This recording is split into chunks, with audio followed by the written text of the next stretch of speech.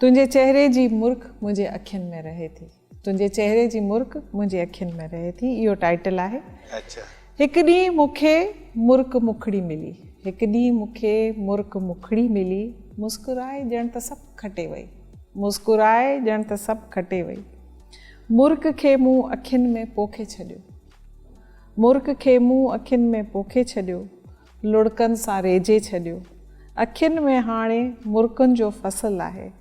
नंढड़ियूं नंढड़ियूं मुर्कूं हाणे गुल बणिजी चुकियूं आहिनि। गुलनि जे गिटनि ते माख जरके थी। तुंहिंजे चेहरे जी मुर्क हाणे मुंहिंजे अखियुनि में रहे थी। वाह वाह वाह। ॿियो नज़म आहे, विच वारो अखर। मां पाणी आहियां, मूंखे कूज़े में बंदि न कर। मां पाणी आहियां, मूंखे कूज़े में बंदि न कर।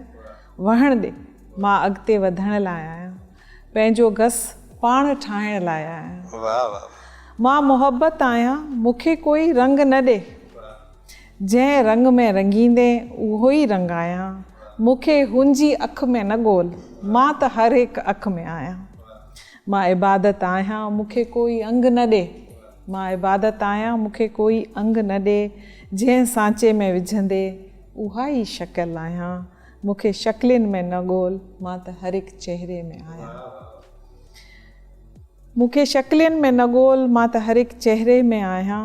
मूंखे किताबनि में न ॻोल्ह, मां ई तौरेत इंजील।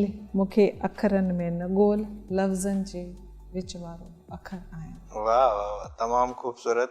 पुष्पा, ॿियो को नज़्म ॿुधायो। जी जी जी, मां तव्हांखे ॿुधायां थी। ज़बरदस्त, तमामु ख़ूबसूरत तख़लीक़ी इज़हार। मां रुबीना अबड़ो जो अव्हां ते लिखियलु हिकु मज़मून ॾिठो फेसबुक ते। उन में हिकिड़ो कमेंट लिखियलु आहे त पुष्पा वल्लभ जे सभिनी किताबनि में आयल सभिनी नज़्मनि जो कमाल इहो आहे त हर नज़्म में उहा पाण मौजूदु आहे ऐं पाण सां ई मुखातिब थींदी रही आहे।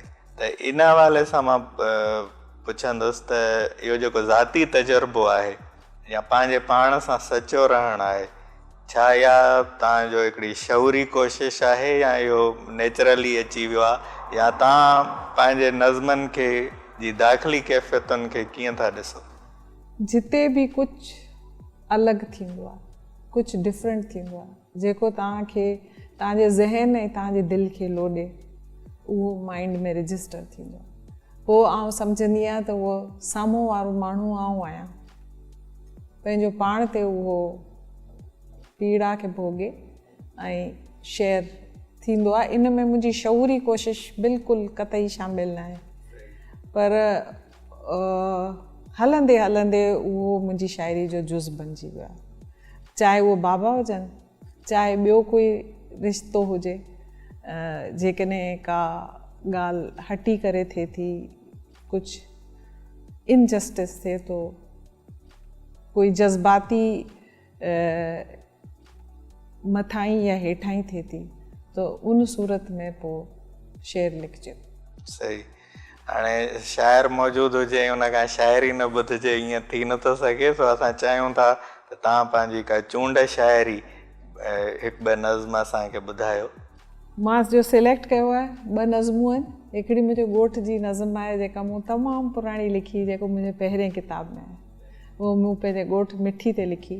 ऐं हिकिड़ी नई नज़म आहे जेको हाणे जो मिठी आहे, उन ते कंपैरिज़न जे लाइ मां तव्हांखे ॾियां थी ऐं तव्हां ॿुधो ऐं पोइ उनखे तव्हां मूंखे ॿुधाइजो त सही आहे या न आहे। हे मां 2-3 नज़मूं सिलेक्ट कयूं आहिनि जेके मां तव्हांखे ॿुधायां थी।